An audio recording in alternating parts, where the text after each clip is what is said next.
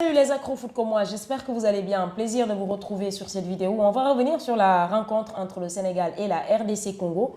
Rencontre qui s'est soldée sur un score de parité, un but partout. Des regrets sûrement, surtout du côté du Sénégal, car il y avait de la place pour tout simplement abattre ces Congolais. Le match face au Botswana, le Sénégal a manqué beaucoup d'occasions car c'était un match minimum de 5 à 6 buts à 0. Mais on n'a eu que 3 buts à 0, donc on a gagné face au Botswana. Sauf que fallait pas trop peut-être s'enjailler car cette rencontre-là, c'était face à une équipe considérée comme l'une des plus petites équipes d'ailleurs, le Botswana qui est éliminé de cette Coupe d'Afrique des Nations. Le vrai test des Lions, c'était hier face à la RDC Congo.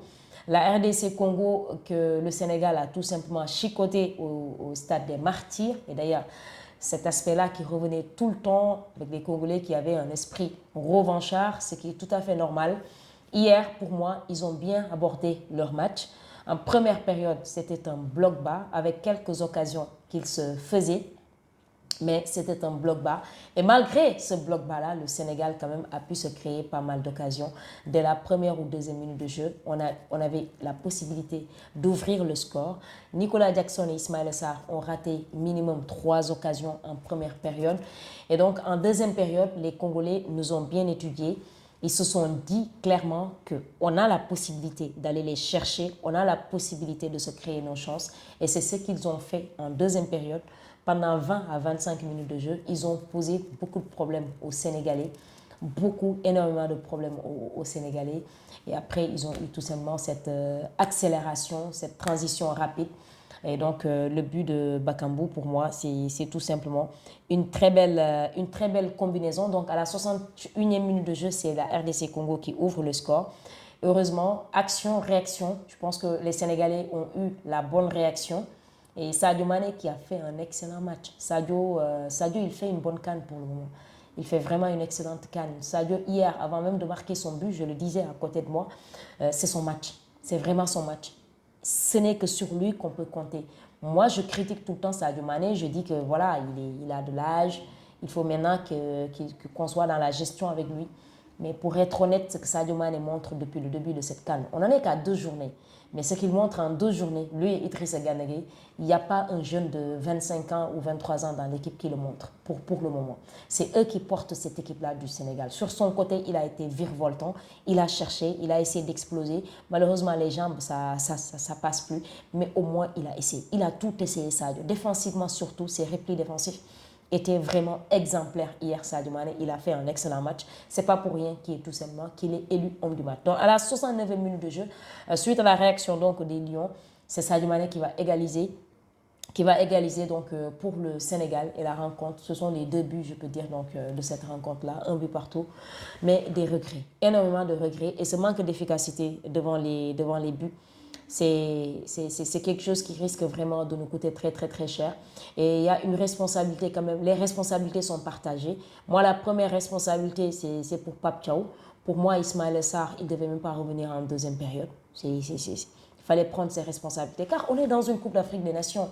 Les sentiments et les émotions, on doit les mettre de côté. Tu prends tes responsabilités. Car hier, Pape Thiaw, il a failli perdre le match. C'est ça la vérité. Certes, on a eu beaucoup d'occasions, mais à un certain moment également, la RDC Congo s'est créée, a vraiment fait peur aux Sénégalais. Ils se sont vraiment cherchés, ils se sont vraiment créés des occasions. Ce match d'hier, il me rappelle le match du Sénégal face à la Côte d'Ivoire en 2023 où Aliou Cissé nous a fait tout simplement fait perdre ce match-là face à la Côte d'Ivoire car on avait la possibilité de se qualifier pour le second tour et malheureusement, donc on a été éliminé par la Côte d'Ivoire. Parce qu'il est inadmissible de jouer avec certaines équipes ou face à certaines équipes et de mettre un milieu à 2. C'est impossible. Ce match-là, il y avait un esprit d'ego. Il y avait cette volonté-là des Congolais. D'ailleurs, à la fin du match, on voit qu'ils jubilaient en fait. Ce nul pour eux, c'est une victoire. Il ne fallait pas du tout, le mot d'ordre il était clair, il ne fallait pas perdre face au Sénégal. Il ne fallait pas du tout perdre le match. À la fin du match, nous, on était déçus. Nos visas, on était déçus. Mais eux, ils jubilaient en fait. C'était une victoire pour eux. Tu ne peux pas jouer face à la RDC et nous mettre un milieu à 2. C'est impossible. Pape Gueye, en un certain moment, bon, en première période, il est passé complètement à côté de son match. Et je le dis depuis le match face au Botswana. Pape Gueye, il est sous l'ombre d'Idriss Gana Gueye. C'est Gana qui balaye tout. C'est Gana qui dicte le tempo. C'est Gana qui est partout. C'est Gana qui est dans les récupérations. C'est Gana, il est partout. Face au Botswana, Pape Gueye, moi, c'est un joueur que j'aime. Attention, c'est un joueur que j'aime. Mais dans certains matchs, en fait, on n'est pas là pour donner de la chance à des joueurs. Non. Dans cette Coupe d'Afrique des Nations, c'est soit tu es efficace, on te laisse jouer. Tu n'es pas efficace, tu sors. La profondeur de banc du Sénégal, il n'y en a pas qu'il a aujourd'hui en Afrique. Il n'y en a pas. On a une profondeur de banc, on a des remplaçants qui peuvent être constitués. Aujourd'hui, si on avait gagné face à la RDC Congo, mais le match face au Bénin, là, notre 11 de départ va venir du banc. Notre 11 de départ allait venir du banc et faire reposer les titulaires.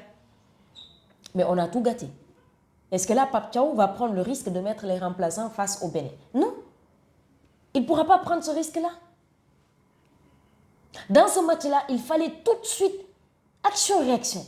Heureusement qu'on a marqué ce deuxième. Mais quand on a marqué le but égalisateur, là, il fallait faire sortir Pape Gueye, parce qu'il a fait une bonne deuxième période, mais il a un carton jaune qui le limite des fois dans ses interventions. Bien vrai qu'il a fait une très bonne deuxième période, on n'en disconvient pas. Nico Jackson et Ismaïla Sarr, ils ne reviennent pas en deuxième période. Non, ils ne reviennent pas en deuxième période. Tu vois le petit Mbaye quand il est entré. Première action, faute sur lui. Première balle, qu'est-ce que je dis première action? Première balle de Ibrahim Mbaye, il y avait une faute sur lui. Le petit, il joue vers l'avant. Il ne retourne pas en arrière. Son duo avec Iliman Ndiaye, c'est autre chose. On a besoin vraiment d'une accélération dans ces genres de matchs. Pape a tardé à effectuer les changements. Il a tardé à le faire. Pourquoi reconduire Ismaïla Sarr? Ismaïla Sarr, il n'est pas à 100%, mais mets-le sur le banc. Tu ne manques pas de remplaçants. Ismaïla, même Habib Diarra peut le remplacer. Alors, Habib Diarra, s'il est au top aussi, s'il est à 100%. S'il n'est pas à 100%, on n'en a pas besoin. Ismaïla Sarr aussi, visiblement, il n'est pas à 100%. Nous, on n'est pas là pour les calculs. Non, on n'est pas là pour les calculs. La Coupe d'Afrique des Nations, tu dois mettre les calculs de côté. Tu dois mettre les calculs de côté parce que c'est la CAN la plus élevée en termes de niveau. Il n'y a pas de petites équipes ici. Donc pour moi, c'est Pape Thiaw vraiment qui s'est vraiment raté. Au niveau de la compo déjà, pour moi, il devait mettre un 4-3-3, quitte à sacrifier un attaquant. C'était bien possible, mais c'était un 4-3-3. Tu joues avec 3 milieux.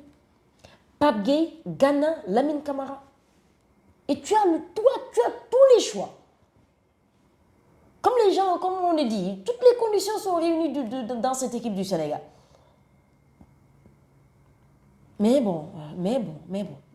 Là, tu te mets dans un calcul sans précédent. Est-ce qu'on va gagner? Et vous pensez, mais le Bénin, ils ont besoin d'un bon résultat aussi. Pour être le meilleur troisième, ils ont besoin d'un bon résultat, le Bénin. En tout cas, on se complique la tâche. Alors qu'il y avait vraiment de la place. Il y avait vraiment de la place de se mettre à l'abri. De se mettre à l'abri vraiment. De battre cette équipe du Congo. Et voilà, de se qualifier direct. De rester à Tanger. Parce que même au niveau de la récupération, je le disais tout à l'heure, au niveau de la récupération, on reste à Tanger. On est beaucoup plus calme. C'est beaucoup plus paisible. Ce sera beaucoup plus facile pour nous de préparer les matchs. Mais. Et quand j'entends les gens dire que ce match nul-là est bon pour nous, non, je suis désolée, arrêtez avec ça. Pourquoi dire que ce match nul est bon pour nous? Pourquoi? Vous pensez être plus humble que les autres? Non. Même la déclaration de Sadio Mané en conférence de presse, je ne suis pas d'accord avec lui. Il a pondu un excellent match. Mais de là à dire que non, toutes les caméras sont braquées sur nous, il fallait ce match nul-là pour redescendre sur terre. Non, Sadio, je ne suis pas d'accord. Tu n'es pas n'importe qui. Tu as vu le match que tu as fait? Tu as vu l'entrée de Ibrahima Mbaye? Tu as vu la deuxième période de Pape Gueye? Tu as vu la défense de monstre que Kalidou Koulibaly nous sort? Tu as vu le match double XL ou triple XL de Idrissa Gana Gueye? Tu as vu cette arrêt de Mendy? Pourquoi être humble? D'accord, on doit respecter l'adversaire. Je suis d'accord. Je suis d'accord. Mais de là à dire que ce nul-là était bon pour nous, pour qu'on soit beaucoup plus... Non, je suis d'accord. Je ne suis pas d'accord. Je ne suis pas d'accord. Je ne suis pas du tout d'accord. Il faut travailler votre inefficacité. Il faut parler avec ces joueurs-là. Nicolas Jackson et Ismaël Sarr, il faut parler avec eux. Il doit nous mettre ces buts-là. Le Sénégal est la seule équipe qui devait, chaque match, le gagner avec 4 buts à 0 ou 5 buts à 0, minimum. Mais sur la liste de Pape Thiaw, il y a combien d'attaquants? Et tous, c'est des attaquants vraiment de calibre. Et vous me sortez ces discours-là d'humilité ou... Non. Non, non, non, non, non, ça passe pas, ça passe pas. Donc, voilà, match vraiment très, très, très moins. Et quand les gens me disent, on a fait un bon match, oui, on a joué, ok, mais voilà, ça reste un match nul et on est dans les calculs. Je vous attends, les amis, dans les commentaires. Dites-moi qu'est-ce que vous avez pensé de ce match du Sénégal face à la RDC. Et on se retrouve demain pour d'autres matchs.